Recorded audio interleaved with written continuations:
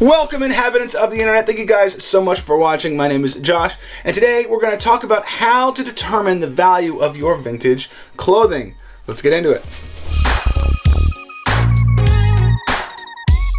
Now, recently we did a video on the value of vintage Levi's. We went decade by decade into the past to give an example or a range of the value of those particular jeans. It's a very common question.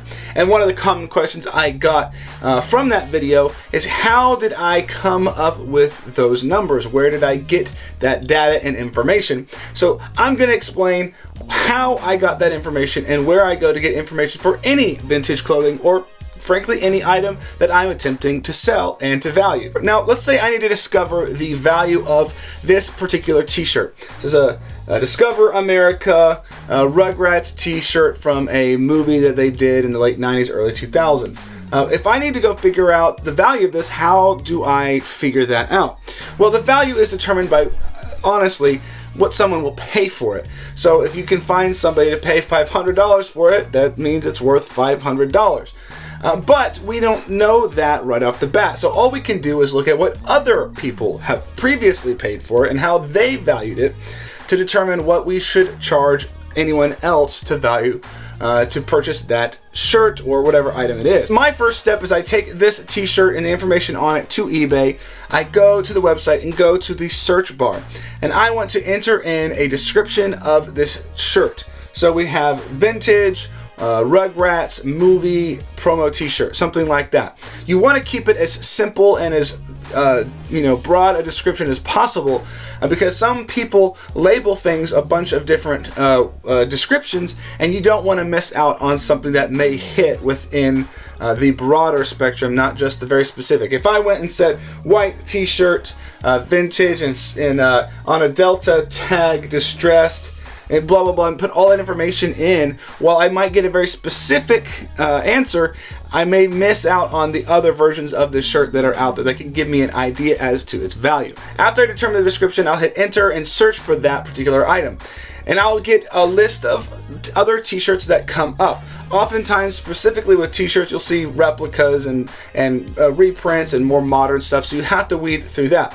But what I do, and what I like to try to do, because I think it actually gets me to an answer faster, is I go ahead and hit sort, and I go to highest price including shipping. This should give us the most valuable items first and work our way down to the least valuable. I imagine, since it's a vintage t-shirt of a pop icon, that it's unlikely going to be, $20 or $15. It certainly should be more than that. That's obviously only through my experience, but that at least weeds out a little bit for me. Now I can see here that there are actually, in fact, some of the exact t-shirts that I have, and I can see that this one particular is for about $200. And that should give me at least a rough idea that if this hasn't sold at $200 right off the bat, that it should be around there, but it's certainly not specific, so it could be even less, unfortunately. But we don't know that yet, because that could be a different size. So what we want is some very specific data on what people have paid. Well, you go down the side of the search engine and the search results, and you can see down here that there is a sold listings filter. So click the sold listings filter, and suddenly you will get all the items within your search that have sold within the last 90 days and what they sold for. And we can clearly see that there are t-shirts in the Rugrats realm that have sold for $150 or a couple $100. Now, I don't see my specific t-shirt sold here on this list. I see them listed between $200 and $250, $300. So what am I to say about my specific t-shirt? Well, without any further steps after this, I might just say that, hey, other t-shirts like it have sold for $150, $200. The t-shirt that I actually have is listed for around $200 to $250. So that should give me a pretty rough idea of what I should value my t-shirt at. So right now, I would probably value this t-shirt somewhere between $150 and $250. Now, what if I didn't find this specific t-shirt or any other t-shirts like it that can give me a good comparison? Well, eBay has more data, and for this, you're going to need to be subscribed to their service Terapeak. You can get that from the starter store by subscribing as an add-on, or if you get the premium store, it comes with it.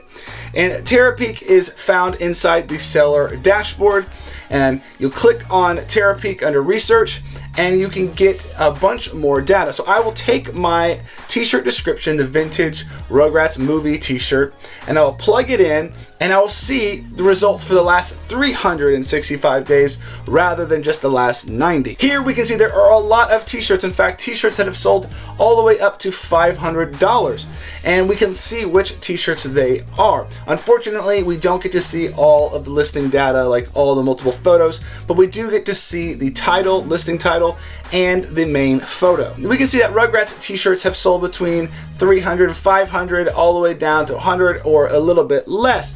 So certainly the t-shirt value that we had assigned earlier from like 150 to 250 is pretty close to a fair price for this t-shirt. Now I do want to highlight one thing that's different about Terapeak versus just looking at the sold listings from the last 90 days that is available to everyone on eBay.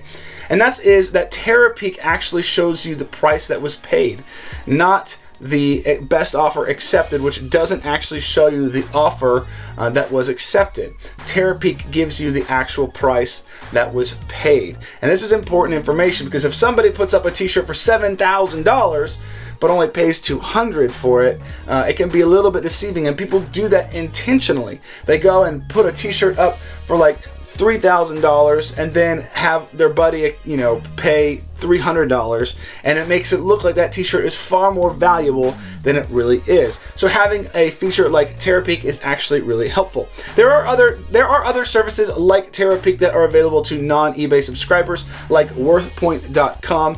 You can buy a subscription from their service and look at much of the same data. Now, like I said, a lot of these other platforms have similar features that you can use to determine the, what people are paying for a particular item on that service. But there's a lot of different steps for a lot of them, so I'm not going to go into all of them. eBay is clearly the most popular one at this point. Now, some of the pitfalls of using eBay for your pricing is somebody who doesn't know what they have may throw up a t-shirt like this for $40 and someone scoops it up really, really cheap, therefore making it appear that the value of that t-shirt is really low. So you do have to use a little bit of your experience and, intuition that maybe this is not that cheap, maybe that number is crazy. Just like the high numbers might look crazy, the low numbers also can look crazy. So you have to use some common sense and find a middle ground between those two. Now, prices fluctuate, they go up, they go down, demand and supply go all over the place depending on the time and the desires of the community in general. But tools like this can help us at least get a baseline and a justification for why we are charging or why we are buying for the prices that we are buying or selling. Now, maybe you have an item that doesn't show up anywhere on any of these services, and that may mean you have a very particularly rare item. And if that's the case, I always encourage people just to price high. Price high, see what offers come in, because you just never know. Something may be rare because nobody cares about it and it gets lost to time, or maybe things are rare because they simply are rare and nobody can get their hands on them. So whatever you do your research first, whether you're buying or whether you're selling, so that you know that you have a fair price, whether you're selling it or whether you're buying it, and whether or not your item may be some ultra rare, super valuable item, so that you don't undersell yourself and lose out on a bunch of money. Alright guys, thank you so much for watching. Please remember to like, comment, subscribe. We'll see you guys on the next one. Peace.